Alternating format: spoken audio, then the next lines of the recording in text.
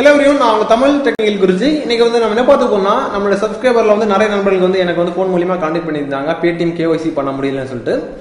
இந்த வீடியோல நம்ம என்ன பார்த்துக்க போறோம்னா ஏன் வந்து PAYTM KYC பண்ண முடியல, அதுக்கப்புறம் இப்போ எமர்ஜென்சி உங்களுக்கு KYC பண்ணணும்னா என்ன ஸ்டெப்ஸ் வந்து நீங்க வந்து ஃபாலோ பண்ணிக்கலாம் எல்லாமே இந்த வீடியோல சொல்லி தரேன். அதுக்கு முன்னாடி இது வரைக்கும் நம்மளுடைய தமிழ் டெக்னிக்கல் குருஜி சேனலை வந்து நீங்க சப்ஸ்கிரைப் பண்ணலாம். கீழே சப்ஸ்கிரைப்ங்கிற பட்டன் இருக்கும், கிளிக் பண்ணிக்கோங்க. கூடவே பெல் ஐக்கான் இருக்கும், கிளிக் பண்ணீங்கன்னா ஏதாவது ஒரு அப்டேட் வந்து நான் வந்து பண்ணக்கூடிய டைம்ல உங்களுக்கு வந்து நோட்டிஃபிகேஷனா வரும்.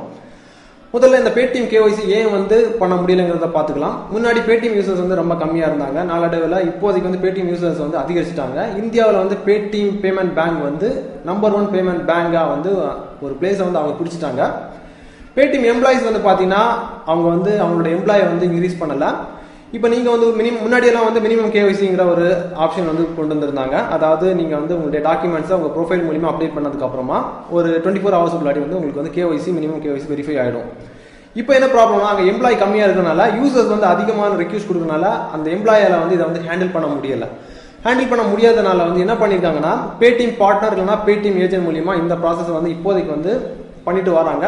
இந்த ப்ராசஸ் எப்படி பண்ணணுங்கிறத உங்களுக்கு வந்து சொல்லி தந்துடுறேன். இப்போதைக்கு உங்களுக்கு வந்து எக்கச்சக்கமான சந்தேகங்களும் குழப்பங்களும் வரலாம். அதாவது இனிமேல் என்னால் வந்து மினிமம் KYC பண்ணிக்க முடியாதுன்னு சொல்லிட்டு இதோட ஆன்சர் வந்து என்னன்னு பார்த்தீங்கன்னா கண்டிப்பாக பண்ணிக்கலாம். நவம்பர் 2nd வீக் இன்னொரு அப்டேட் வந்து கொண்டு வர போறாங்கன்னு சொல்லிட்டு ஒரு தகவல் வந்து எங்களுக்கு வந்து கிடைச்சிருக்கு. அஃபிஷியலாக வந்து தகவல் இல்லை.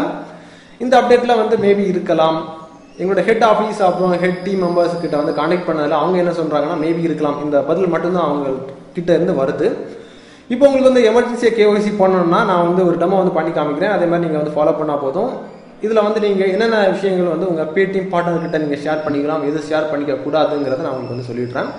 நாகர்கோவில்லாம் ப்ராப்ளம் இல்லை. நீங்கள் டேரெக்டாக வந்து எனக்கு வந்து ஃபோன் பண்ணதுக்கப்புறம் நான் வந்து ஃப்ரீயாக இருக்கக்கூடிய டைமில் வந்து நீங்கள் என்கிட்ட வந்து KYC பண்ணிக்கலாம். இப்போது வேறு டிஸ்ட்ரிக்ட்னா ஃபர்ஸ்ட் உங்கள் ஏரியா பக்கத்தில் இருக்கக்கூடிய PAYTM பார்ட்னர் ஆர் ஏஜென்ட்டை வந்து அணுகிக்கோங்க. அணுகினதுக்கப்புறம் இந்த டெமோவை பாருங்கள்.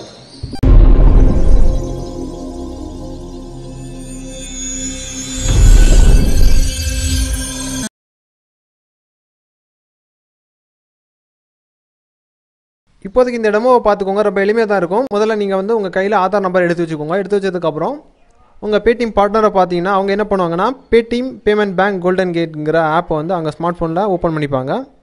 ஓப்பன் பண்ணதுமே இந்த மாதிரி தான் இருக்கும் அந்த ஆப்போட விண்டோ எல்லாமே. இதில் என்ன பண்ணுவாங்கன்னா இண்டிவிஜுவல் ஆஃபரிங் சொல்லிட்டு ஒரு ஆப்ஷன் இருக்கும் டாப்பில். அவங்களுக்கு அந்த மெனுக்குள்ளாடி வந்து போகும்போது ஃபர்ஸ்ட் இருக்கக்கூடிய ஆப்ஷன் KYC அண்ட் சேவிங்ஸ் பேங்க்னு சொல்லிட்டு ஒரு ஆப்ஷன் இருக்கும். அதுக்குள்ளாடி அவங்க போவாங்க. இந்த மெனுக்கு வந்ததுக்கப்புறம் என்ன பண்ணுவாங்கன்னா உங்ககிட்ட உங்களுடைய PAYTM மொபைல் நம்பரை கேட்பாங்க. கேட்டதுக்கப்புறம் அவங்க PAYTM மொபைல் நம்பர் என்ட்ரி பண்ணுவாங்க. நான் இப்போ சாம்பிளுக்கு என்ட்ரி பண்ணுறேன். 9486115233.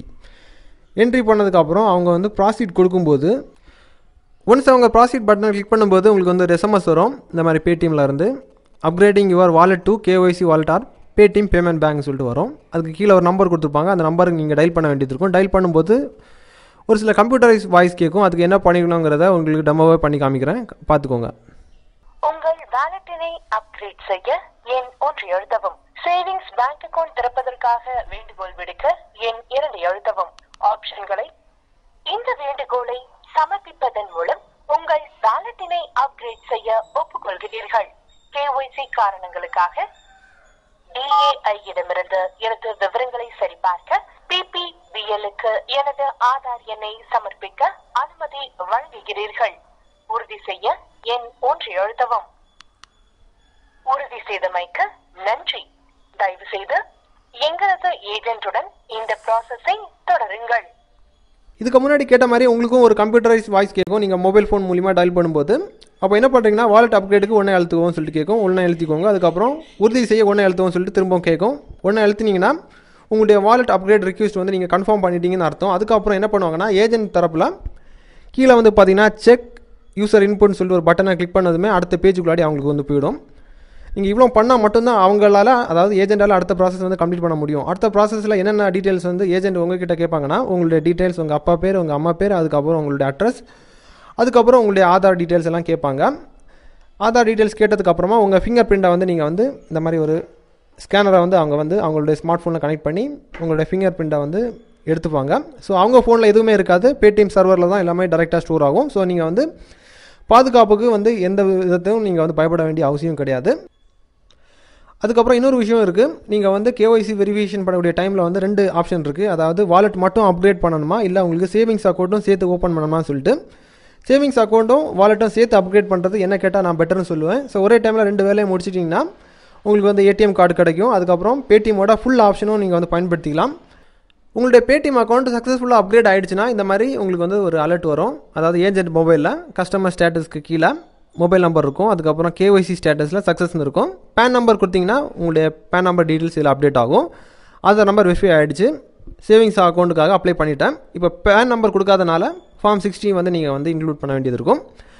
பேன் நம்பர் கொடுத்தீங்கன்னா உங்களுக்கு வந்து ஃபார்ம் 60 தேவையில்லை. இந்த மாதிரி ஒரு ஸ்க்ரீன் வந்துச்சுன்னா உங்களுடைய அக்கௌண்ட் வந்து சக்ஸஸ்ஃபுல்லாக அப்கிரேட் ஆகிடுச்சுன்னு அர்த்தம். அதுக்கப்புறம் உங்களுடைய பேடிஎம் அக்கௌண்ட்டை லாக் ஆஃப் பண்ணிவிட்டு லாக் ஆன் பண்ணும்போது உங்களுடைய சேவிங்ஸ் அக்கௌண்ட் நம்பர் கிடைக்கும், ஏடிஎம் கார்டு நம்பர் கிடைக்கும், உங்களுடைய ப்ரொஃபைலில் ஒரு டிக் மார்க் இருக்கும் வெரிஃபைன்னு சொல்லிட்டு. இவ்வளோ தான், ரொம்ப சிம்பிள். இந்த மூலிமா தான் இப்போதைக்கு வந்து தற்போது நம்ம வந்து பேடிஎம் கேஒய்சி வெரிஃபை பண்ணிக்க முடியும். ஃப்யூச்சரில் ஏதாவது அப்டேட் வந்துச்சுன்னா கண்டிப்பாக நமக்கு, அதாவது உங்களுக்கு வீடியோ பண்ணுறேன். நம்ம சேனலை சப்ஸ்கிரைப் பண்ணி வச்சுக்கோங்க.